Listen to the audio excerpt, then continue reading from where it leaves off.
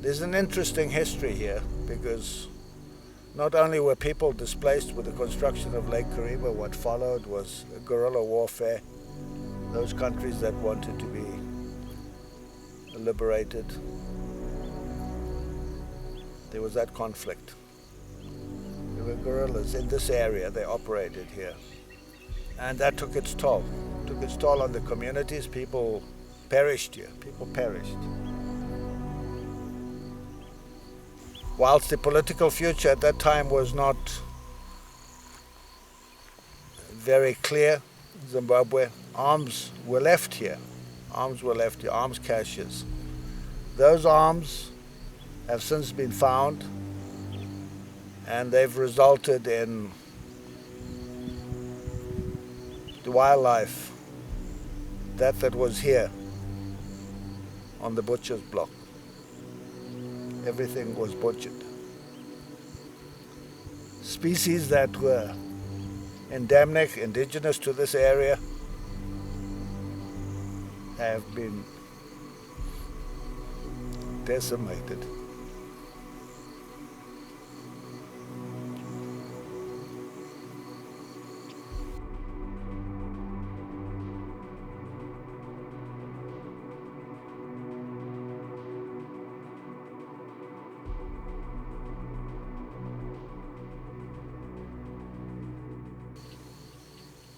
We put whatever resources we had together, worked with the community, and today there are pockets of kudu, impala, there's bushbuck.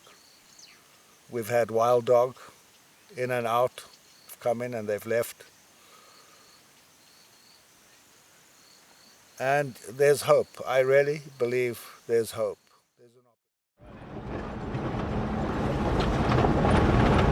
Well, we're almost there. We had a bit of a disastrous day. First of all, we ended up leaving super late yesterday, so we drove like 6 hours last night. Then this morning, woke up, had a bunch of stuff to do, and ended up leaving a little later than we wanted.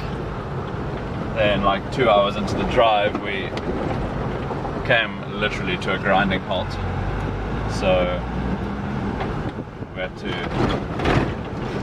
do a bit of bush mechanics there, which involved us removing the prop shaft out of our rear axle, as well as the half shaft, which is a bit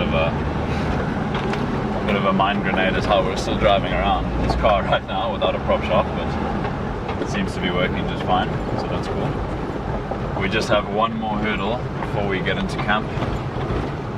We have a riverbed that any other day of the week would be absolutely no problem. But because we only have two-wheel drive in the front, we are probably going to have to do it in reverse, which is going to be pretty interesting. So we'll see what happens.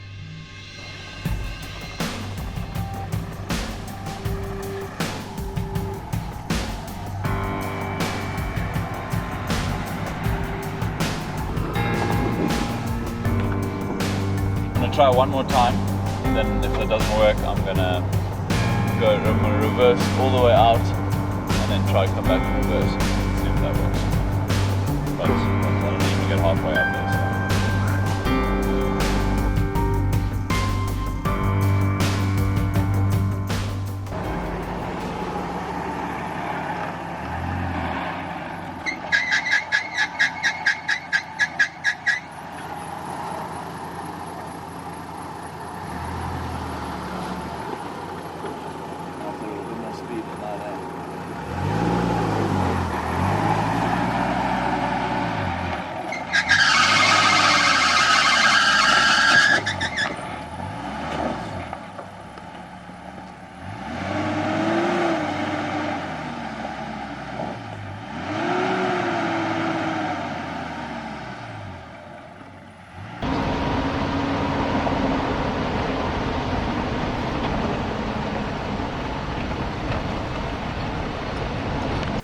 Alrighty, so it's our first afternoon, and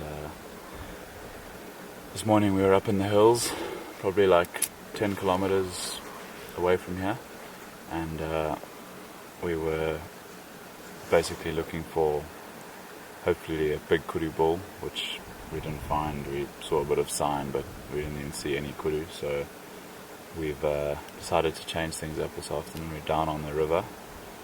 We are literally sitting on the riverbank of the Zambezi River, which forms the border between Zambia and Zimbabwe, and what we're basically doing is sitting on the edge of a very, very thick wooded area adjacent to these open kind of grassland type areas, and we're basically waiting for something to show itself out of the wooded stuff. So we're just going to sit tight and hopefully something shows itself. We're probably still a little bit early, but hopefully in the next hour or two we see something show itself. And this is an awesome area. The undulating terrain makes it very possible to get within bow range of any species that you end up finding here. So hopefully we can find something and get a stalk this afternoon.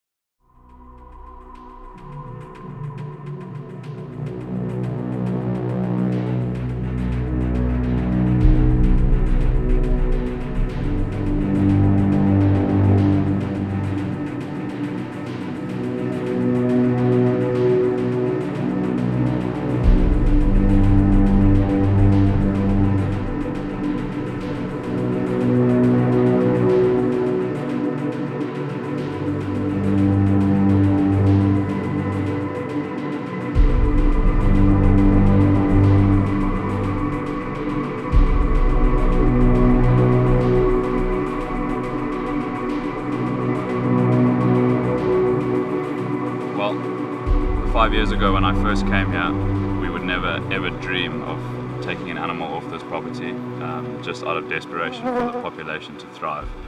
But here we are, Easter Sunday, and managed to put a stalk and an arrow into a beautiful old Impala ram. We managed to get into under 30 yards, made a 25-yard shot. He went down on the spot. I did give him a second one just to make sure, but yeah, I'm super happy with this, and couldn't be more thankful for the opportunity to harvest such an awesome animal, and in such a cool area that we're so passionate about. And this is actually the first animal I've harvested with a bow on this area after years and years of coming here, so it's very special.